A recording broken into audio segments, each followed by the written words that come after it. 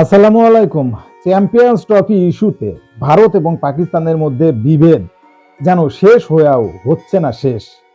প্রথমে চ্যাম্পিয়ন্স ট্রফিতে অংশই নিতে চায়নি ভারত, পরবর্তীতে হাইব্রিড মডেলে কিন্তু চ্যাম্পিয়ন্স ট্রফি হওয়াতে সেখানে অংশগ্রহণ করতে রাজি হয়েছে ভারত এবং দীর্ঘ অচল অবস্থার পরেই কিন্তু সেই সংকটের ঘোর কেটেছে। ভারত নিজেদের ম্যাচ আরব আমিরাতে খেলবে এমন শর্ত দিয়েছে এবং সেই শর্তে সম্মতি দিয়েছে পাকিস্তান। কিন্তু এবার নতুন করে জার্সিতে পাকিস্তানের নাম লেখা নিয়ে আপত্তি তুলেছে ভারত, অর্থাৎ আবার কিন্তু চ্যাম্পিয়ন্স ট্রফি নিয়ে ঝামেলা তৈরি হলো।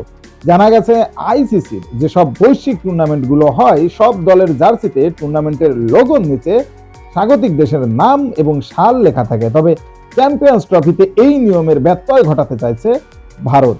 রোহিতদের জার্সিতে স্বাগতিক পাকিস্তানের নাম লিখতে অস্বীকৃতি জানিয়েছে ভারতীয় ক্রিকেট বোর্ড বিসিসিআই। ভারতের এমন সিদ্ধান্তের কথা শুনে কিন্তু বেজায় চটেছে পাকিস্তান চটার কথাও। ভারতীয় বার্তা সংস্থা আইএনএক্সকে দেওয়া এক সাক্ষাৎকারে পিসিবির এক কর্মকর্তা বলেছে, বিসিসিআই ক্রিকেটে রাজনীতি নিয়ে এসেছে, এটা খেলার জন্য কোনোভাবে ভালো কিছু নয়। প্রথমে তারা পাকিস্তান সফর করতে অস্বীকৃতি জানিয়েছে, উদ্বোধনী অনুষ্ঠানে অধিনায়ককেও পাঠাতে চায় না, আর এখন আয়োজক দেশের নাম জার্সিতে তারা ছাপাতেও চাচ্ছে না। আমাদের বিশ্বাস আইসিসি এটা হতে দেবে না এবং তারা পাকিস্তানের পাশে থাকবে। আসলে কথাটার কিন্তু যৌক্তিকতা আছে, যেটা আসলে আইসিসির নিয়মের ভেতরে পড়ে সেই নিয়ম অবশ্যই কোনো একটা বিশেষ দল ভাঙতে পারে না।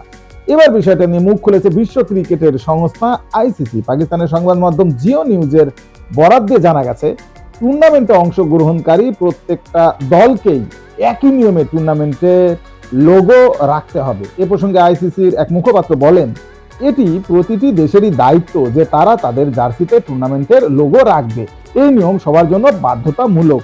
অর্থাৎ আইসিসির বরাত দিয়ে কিন্তু আইসিসি কিন্তু তাদের জায়গাটা শক্ত করে রেখেছে, অর্থাৎ আইসিসি কিন্তু পাকিস্তানের পক্ষেই আছে। এখন ভারত আইসিসির এই সিদ্ধান্ত মেনে নেবে কিনা বা ভারতের আসলে কোনো পরিবর্তিত সিদ্ধান্ত আসবে কিনা সে বিষয় নিয়ে এখনো নিশ্চিতভাবে জানা যায়নি। যদিও আগামী 19শে ফেব্রুয়ারি কিন্তু পাকিস্তান নিউজিল্যান্ডের ম্যাচ দিয়েই পর্দা উঠবে চ্যাম্পিয়ন্স ট্রফির। এখন আসলে এত কাছাকাছি এসে এতগুলো ঝামেলা, আসলে এটাও ক্রিকেটের জন্য কিন্তু কোনোভাবেই ভালো না। কারণ ভারতই তো সমঝোতা করে শেষ পর্যন্ত হাইব্রিড মডেলে খেলার প্রস্তাব দিয়েছে এবং পাকিস্তান সেটা রাজি হয়েছে। তাহলে ওই সময়টাতে কেন এই বিষয়টা তারা তোলেনি? আইসিসির কাছে তারা কিন্তু ওই সময়ই সুন্দরভাবে বলতে পারতো যে আমরা আরেকটা শর্ত দেব, যেই শর্তে পাকিস্তানের নাম আমরা কিন্তু ওই আইসিসি চ্যাম্পিয়ন্স ট্রফির লোগোর নিচে রাখবো না, রাখতে দেবো না, পাকিস্তানের নামগন্ধ আমরা রাখবো না। এই কথাটা তখন কিন্তু তারা বলেনি। পরে তাদের হুট করে মনে হয়েছে এই ড্রেস তৈরির সময় আইসিসির ওই নিয়মের কথা, তখন তারা এটা করতে চাচ্ছে। আর আইসিসিও যদি শেষ পর্যন্ত এখন যেভাবে শক্ত অবস্থানে আছে পাকিস্তানের পক্ষে, সেটা যদি তারা ভারতের পক্ষে চলে যায় তাহলে সেটাও কিন্তু খুবই বেমানান হবে এবং ক্রিকেটের জন্য সেটা কিন্তু কোনোভাবেই ভালো হবে না। কারণ ভারতের মোড়লগিরি এটা কিন্তু আসলে আইসিসির উপর দিয়ে তারা যে ছড়ি ঘোরাতে চাইছে সেটা কিন্তু প্রমাণ হয়ে যাবে।